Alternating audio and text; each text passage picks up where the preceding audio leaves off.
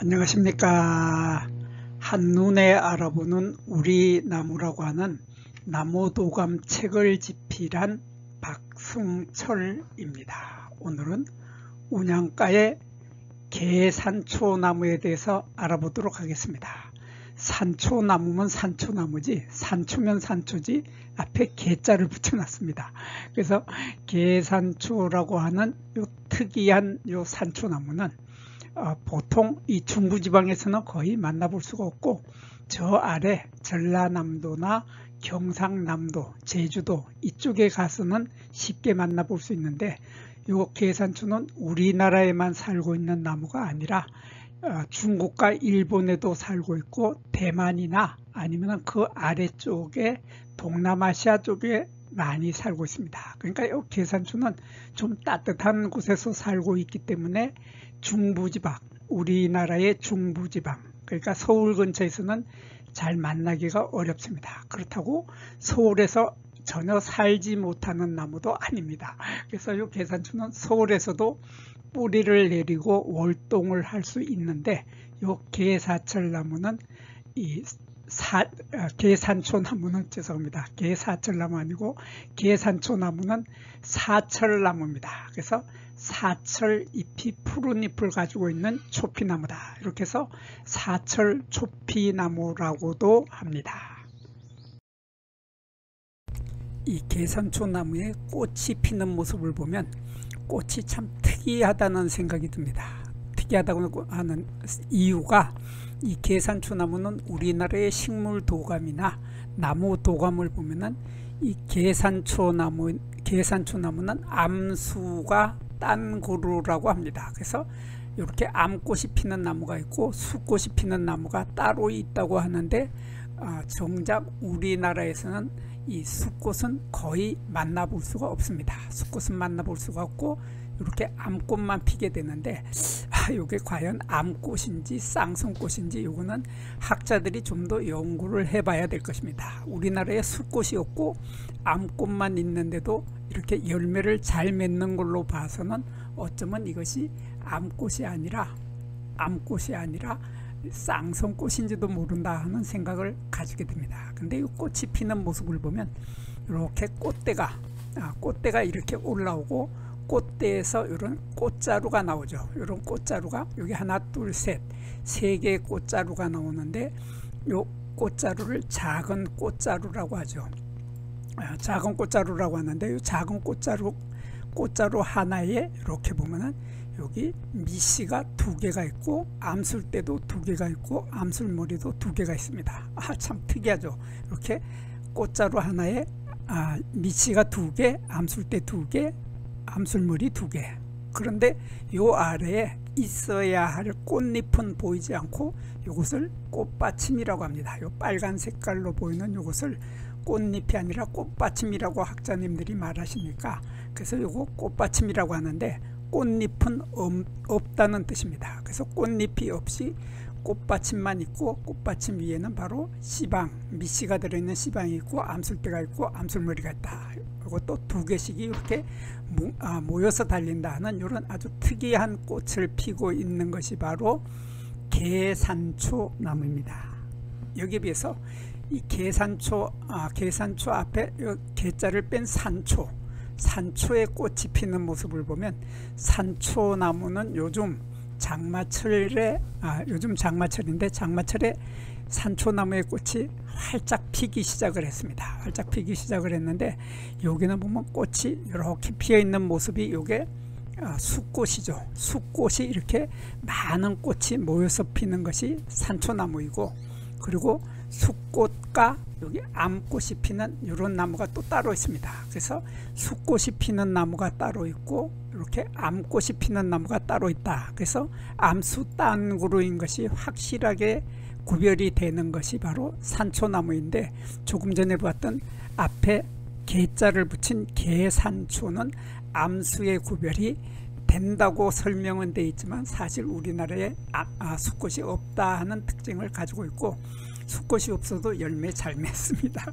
그리고 여기에 이 수꽃에는 보면 이렇게 꽃잎이 5개가 있고, 여기 수술대도 있고, 여기 암꽃을 보면 암꽃에도 꽃잎이 5개가 있고 밑에 초록색의 이런 씨방, 밑씨가 들어있는 씨방도 있고 암술머리도 있는 것이 바로 산초나무죠. 산초나무인데 요게 꽃잎이 이렇게 5개가 있는데 그 밑에 보면은 요 꽃을 뒤집어서 보면 요 아래쪽을 보면 이렇게 꽃자루, 작은 꽃자루가 여기 이렇게 있는데 작은 꽃자루 위에 요 꽃받침이 보입니다. 꽃받침이 보이는데 꽃받침 조각이 이렇게 해서 5개가 있게 된다 하는 꽃받침 조각도 있고 꽃잎 조각도 있고 꽃잎도 5개, 꽃받침도 5개, 이렇게 꽃잎과 꽃받침이 확실하게 다 가지고 있는 것이 산초나무인데 거기에 비해서 개자를 붙인 개산초, 요 개산초는 꽃잎이 없이 꽃받침만, 빨간색의 꽃받침만 이렇게 가지고 있다 하는 이런 뚜렷한 특징을 가지고 있습니다. 이런 뚜렷한 특징을 가지고 있기 때문에 이것이 나중에 꽃이 지고 열매가 있게 되면 요 밑씨가 들어있는 씨방 부분이 열매가 되겠죠. 그래서 열매가 되는데 꽃자루 하나에 이렇게 밑씨가 들어있는 씨방이 2개씩을 가지고 꽃자루 하나에 씨방이 2개씩이고 암술 때도 2개씩이었죠. 이렇게 2개씩이었는데 나중에 열매를 보면 열매도 또한 마찬가지로 이렇게 돼서 여기 열매자루 하나에 작은 열매자루에 열매가 이렇게 2개가 맺히게 됩니다. 달리게 되는데 이렇게 작은 열매자루에 열매가 이렇게 2개가 달리는데 2개의 열매의 끝에는 보면은 이렇게 돌기가 하나씩이 보이죠. 이렇게 돌기가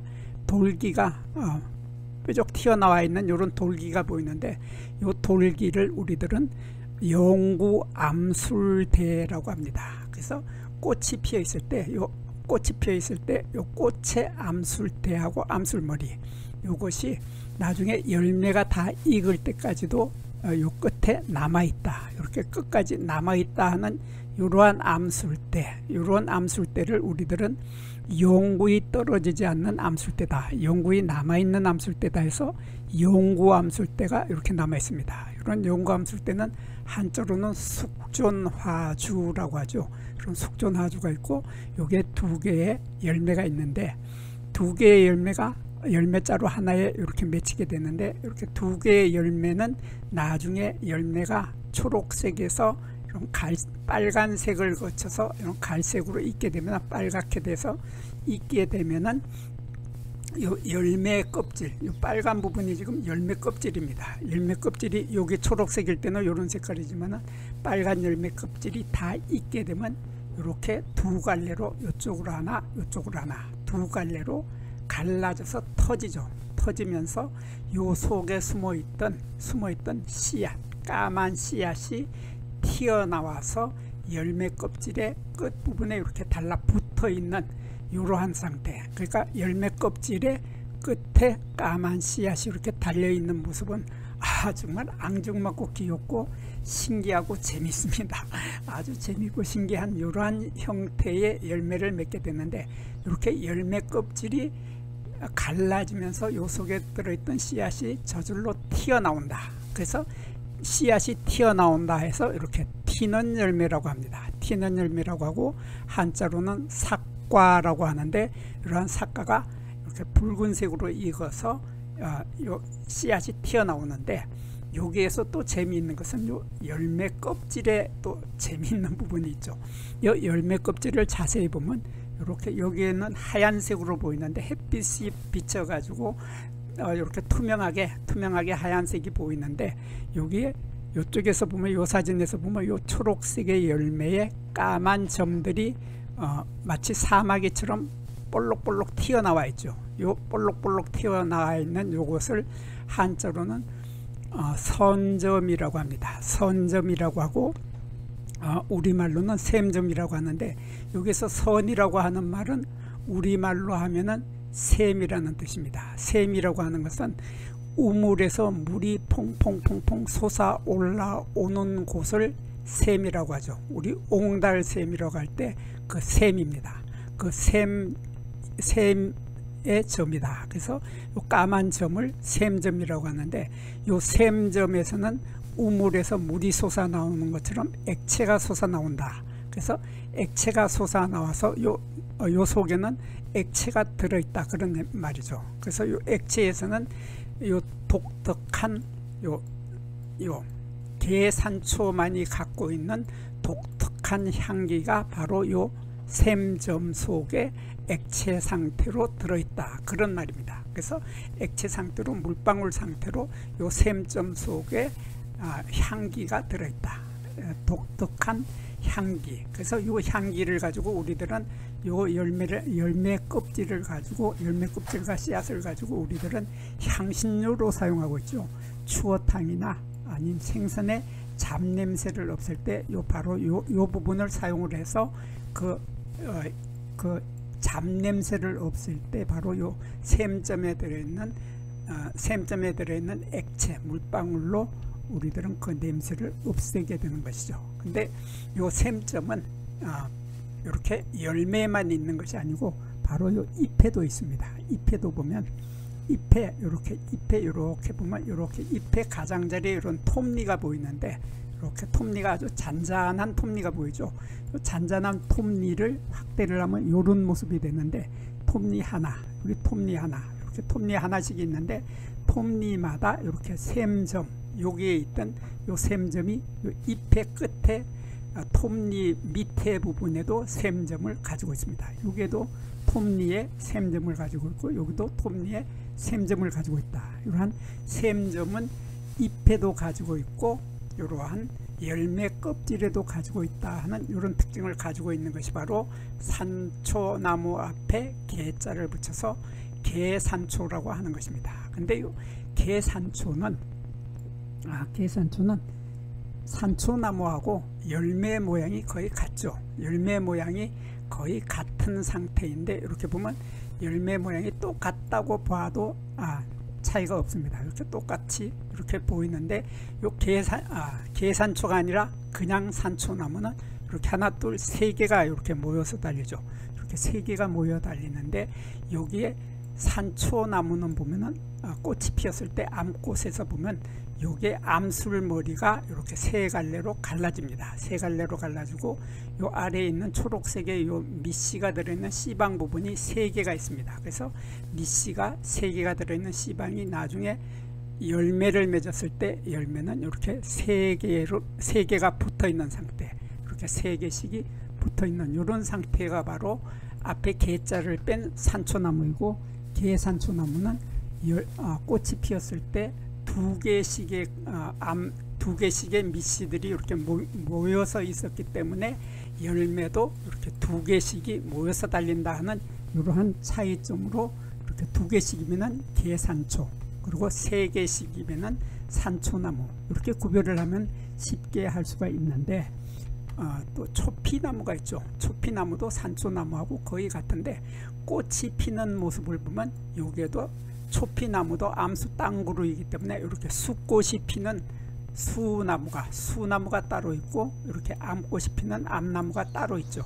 따로 있는데 여기에서도 보면 요 꽃자루, 작은 꽃자루 위에 이렇게 꽃덮이 조각, 여기에서는 이것을 꽃받침이라고 하지 못하고 꽃덮이 조각이라고 했습니다. 한자로는 화피라고 하는 말을 썼는데 한자로 이렇게 화피라고 하는 꽃덮이 조각들이 이렇게 있게 되고 그 속에 밑씨가 들어있는 씨방이 이렇게 두 개씩이 있죠. 두 개씩이 있고 암술대가 있고 이러한 상태로 암꽃이 피게 되는데, 그래서 나중에 열매를 맺는 걸 보면 열매도 이렇게 두 개 내지 세 개씩이 이렇게 모여서 달리는데 대개 두 개씩이 모여 달린다. 그래서 이러한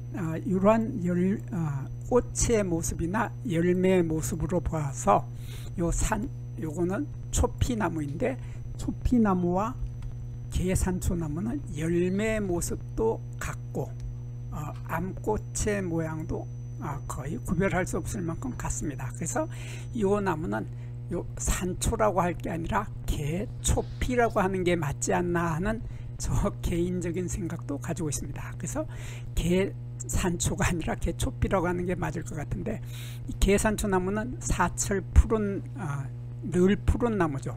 그러니까 가을에 낙엽이 떨어지지 않는 사철 푸른 나무인데, 그래서 사철 푸른 초피나무다. 산초가 아니라 초피라고 했죠. 그래서 저는 이 이름이 딱 마음에 듭니다. 이 이름이 이명으로 국가에서 정해준 정명은 계산초이지만은 이명인 요 사철초피나무가 가장 마음에 드는 이름인데, 요 나무는 다른 나무에 비해서 이 나무의 잎이 늘 푸른 잎이죠. 상록수입니다. 그래서 겨울에도 잎이 떨어지지 않고 겨울에도 열매와 함께 푸른색의 잎을 가지고 있는 것이 바로 계산초나무인데, 거기에 비해서 산초나무는 가을에 잎이 낙엽이 지죠. 낙엽이 떨어지는 이러한 낙엽이 떨어지는 잎을 우리는 갈잎이라고 합니다. 가을에 낙엽이 떨어지는 갈잎이다. 이게 바로 산초나무이고, 초피나무도 마찬가지로 가을에 낙엽이 떨어지는 갈잎이다 하는 이런 차이점으로, 갈잎이면 산초나 초피나무이지만은 상록수이면 계산초다 하고 이렇게 뚜렷하게 구별을 할 수 있고, 계산초나무의 가시를 보면 이 가시도 또한 이렇게 보면 마주 달리죠.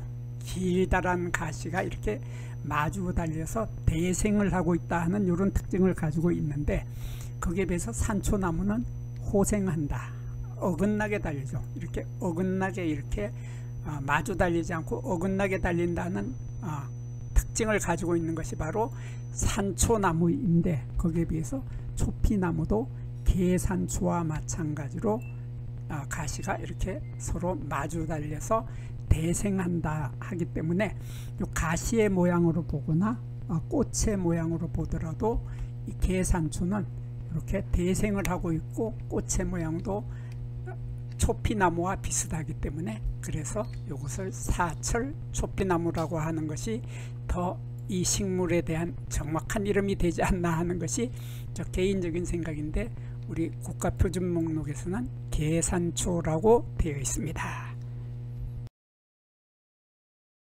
여기에서 잠깐 구독과 좋아요를 누르는 시간을 갖도록 하겠습니다.